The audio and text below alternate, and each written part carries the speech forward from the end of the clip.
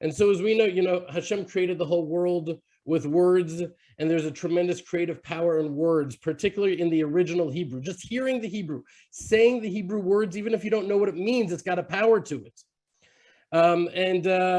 So before Shabbat, one of my great Rabbis, Rav David Weinberg, who I know you're going to have to meet personally. Brandon, do you know him? Do you know David Weinberg? I feel like you get out there. No, Ryan? Anyways, he sent me this recording that had just come down to him.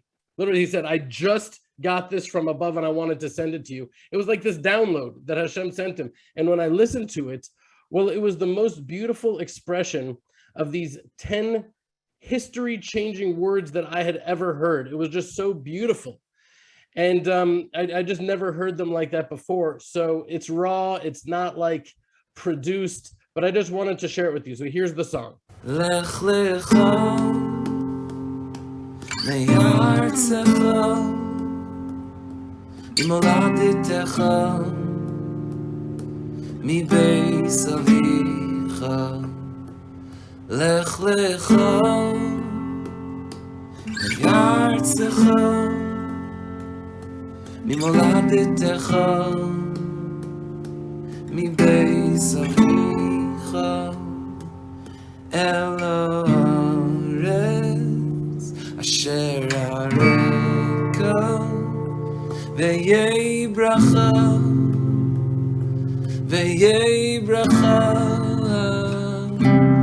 el haaretz asher areka, ve'yei bracha.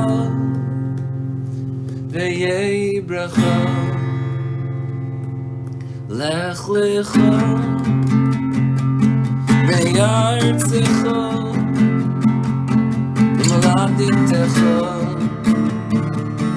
mibeis avicha.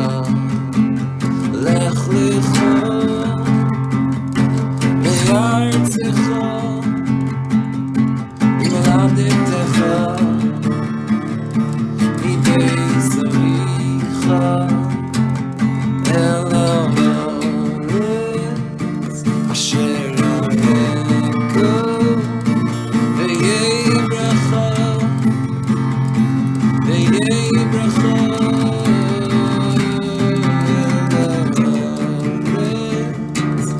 asher areka, ve'yei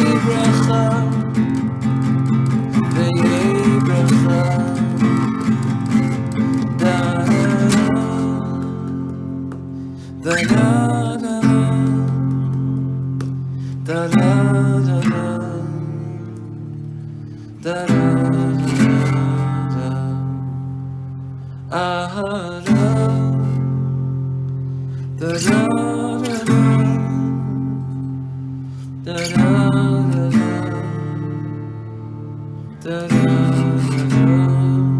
I really think I can never hear those words the same again.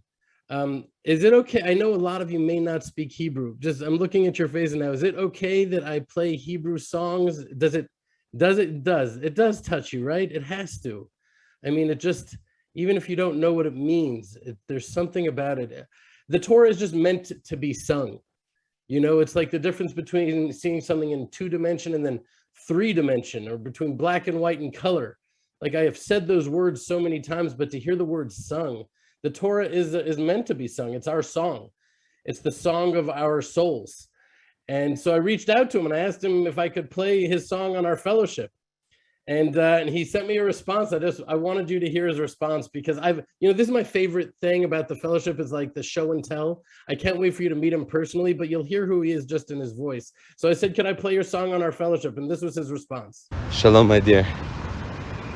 Anything that brings joy to other human beings and increases their love of the land of Eretz Yisrael and their appreciation for the fact that Hashem bestowed it to Abraham through the lineage of Isaac and Jacob is wonderful to me. You're so sweet. I miss you. I would love to see you. I'd love to come out to the farm. I'd love to come out to give a shiur, to sing some songs, just to hang out, go for a bike ride. B'ezrat Hashem, should be soon. Can we just pray for a moment? Hashem, please, please, please, open up the gates. Open up the gates and provide everybody here with the ability to come to the hills of Judea so we can be together and pray together and learn together and experience your Shekhinah in the world together in a way that we never have before. It's not me that I feel like I feel in some way I'm like the gatekeeper. I want you to meet the Rav David Weinbergs. They're so holy. And I think the reason I played his response is because when I heard it, I realized there must have been some reason that Hashem channeled such a beautiful melody for those words through him. Because in those words, he was expressing what differentiated Avraham from Noach and from all the others, that he understood that the deepest expression of love for Hashem is bringing joy to other human beings, not just other Jews. Avraham Avinu wasn't partisan like that. As a matter of fact, many say that the greatest challenge Avram faced was the commandment of circumcision, and it's not because of the physiological pain of it.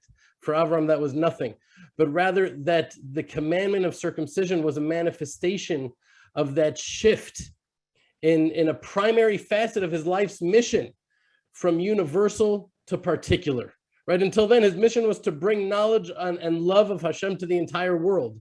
But after the circumcision, he shifted to also building this particular tribe, this nation, who would be entrusted with that global mission. But it was a shift for him, and it was a very difficult. As the masks are coming off, and much of the world is turning not only against Israel, but yes, against the Jewish people.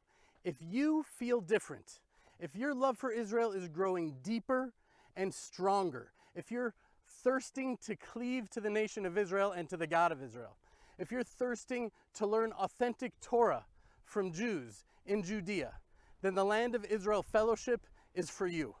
Hundreds of individuals and families from around the world come together on Zoom every week in what can only be described as a fellowship of love, friendship, of learning and praying and belonging. A fellowship really unlike any other. It's more than just a movement, it's a family. To learn more about the Land of Israel Fellowship, click on www.thelandofisrael.com/fellowship or send an email to fellowship@thelandofisrael.com.